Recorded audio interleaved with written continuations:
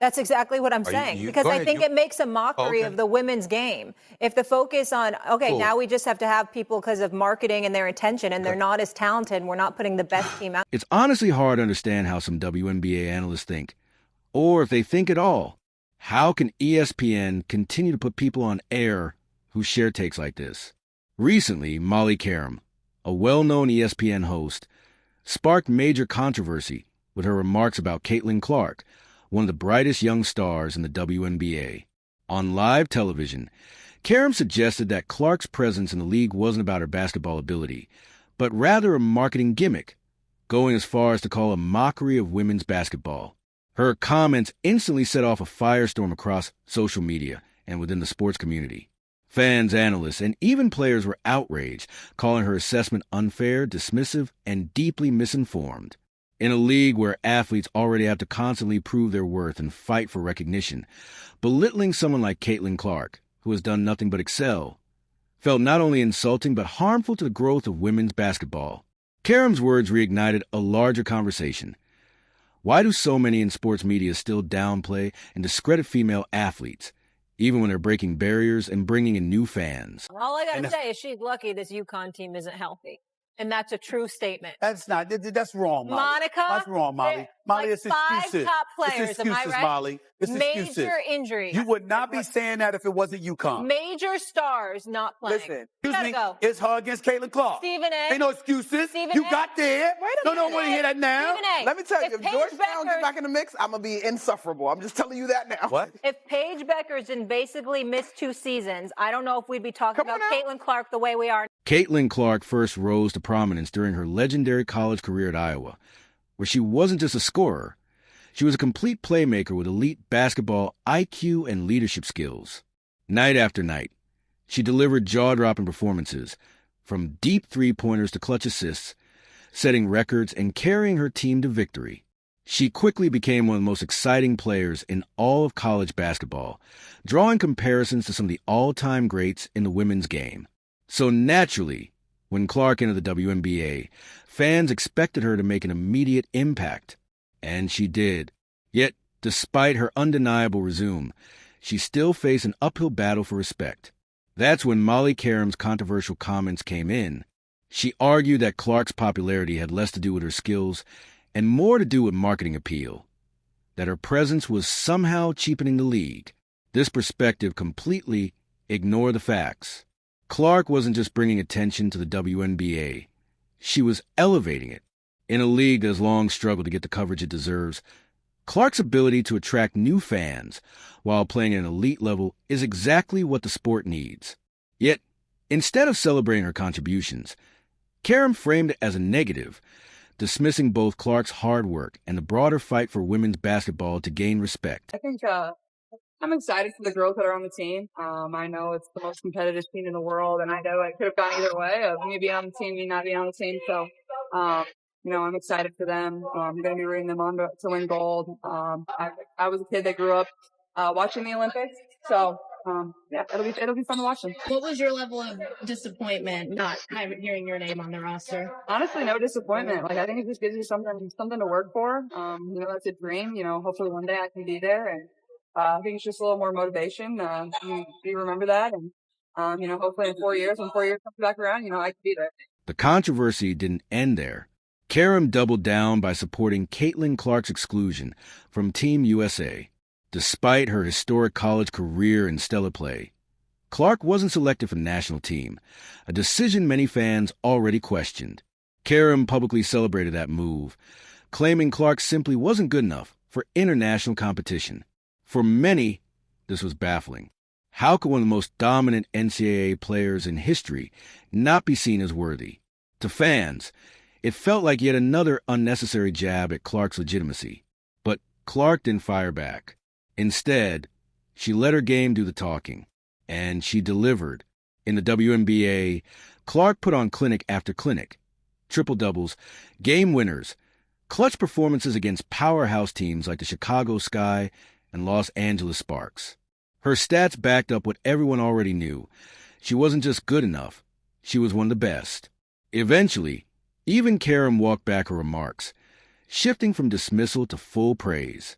She went from calling Clark a marketing tool to labeling her one of the league's brightest stars.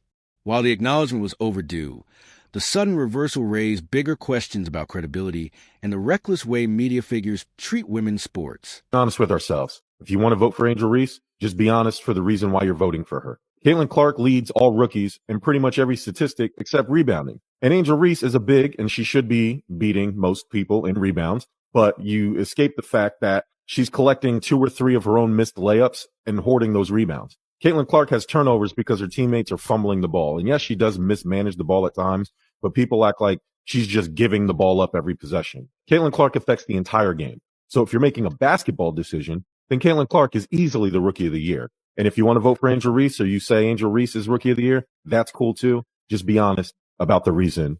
This inconsistency in sports commentary is more than just annoying. It's damaging. When analysts flip-flop their opinions without accountability, it undermines the credibility of the league and the players who are working tirelessly to build it. For the WNBA, which is still fighting for mainstream recognition, fair and accurate analysis is critical. If casual fans hear respected media voices dismiss someone like Caitlin Clark as a mere marketing gimmick, it shapes public perception and discourages support. Then, when those same voices suddenly reverse course and call her a star, it leaves fans confused and distrustful. Such careless coverage doesn't just hurt individual players. It hurts the league as a whole. Caitlin Clark and athletes like her are proving on the court that women's basketball is elite, competitive, and worth watching. What the WNBA needs from media personalities is consistent, informed, and respectful analysis, not narratives that shift with the wind. Because at the end of the day, every fan matters, and the future of the league depends on trust, credibility, and fair coverage. If Rookie of the Year was picked today, I give it to Angel. There's still stuff about her game that I'm like, I wish she would have stayed another year. And that is just from an offensive standpoint of working on her post game, working on her post moves. I do think that'll come with time. To me, the stuff that Angel brings is, one, she gonna play hard, period. No matter who they're playing. And Kenyon, you could speak to this. Rebounding is about effort, and I want it more than you, and I'm just going to go get it. That is the best part of Angel's game right now. I think she's averaging a double-double. 12 and That's 10. impressive. That's impressive for anybody, let alone a rookie, to come in and do. Another name that has come under scrutiny in the Caitlin Clark debate is former WNBA legend Cheryl Swoops. Despite being one of the all-time greats of the game, Swoops has often appeared hesitant to acknowledge Clark's accomplishments, which has led some fans to speculate whether jealousy might play a role. While no one can say for certain what drives Swoop's reluctance, the optics are clear. Clark has already achieved feats in her rookie season that few players in WNBA history have managed, and that level of success has created a sense of discomfort among certain former stars. Swoops has been vocal in her support of Angel Reese for Rookie of the Year, even as fans argue there's only one obvious choice, Caitlin Clark. From triple-doubles to clutch game winners, Clark's rookie resume is unmatched. She has shattered records and hit milestones that even some of the league's greatest players never reached so early in their careers. What makes her rise even more remarkable is that she's doing all of this while carrying the Indiana Fever, a franchise that has struggled in recent years. Clark hasn't just put up big numbers. She's transformed her team's competitiveness and made them must-watch basketball. Her ability to silence critics through performance has been extraordinary. Analysts who once labeled her as just a marketing tool have been forced to acknowledge her greatness. The numbers don't lie. Caitlin Clark isn't just popular. She's a bona fide superstar. The most frustrating part of this entire controversy is the disconnect between analysts' commentary and Clark's actual impact on the court. Too often, opinions in the media are shaped by bias or outdated narratives rather than facts. But Clark's rookie season has left no room for doubt.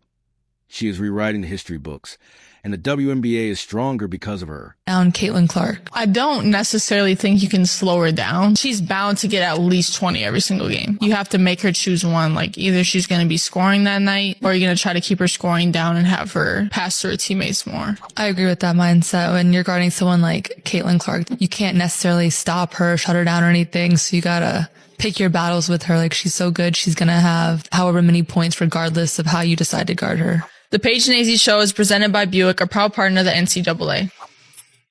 The way Caitlin Clark has been talked about compared to what she's actually accomplishing highlights one of the biggest problems in sports media today. From the very start, dismissing her as a mockery of the game was not just unfair, it was completely out of touch with reality. On the court, Clark has been breaking records and redefining what's possible for a rookie. Yet, analysts like Molly Karam downplayed her contributions, showing just how disconnected commentary can be from performance. This isn't just about Clark. It reflects a broader issue in how women's basketball is covered. Too often, the achievements of WNBA athletes aren't treated with the same respect or weight as their male counterparts. This lack of accurate, consistent analysis hurts more than the players. It hurts the league itself. When the supposed experts undermine athletes with lazy or biased takes, it damages credibility and makes it harder for casual fans to fully invest in the sport. For Caitlin Clark, the response has been simple. Keep raising the bar. Her elite play, leadership, and ability to elevate the competition have proven every critic wrong. But the responsibility also falls on the media. If women's basketball is to grow, coverage must evolve. The game deserves respect, and players like Clark are showing night after night that they've earned it.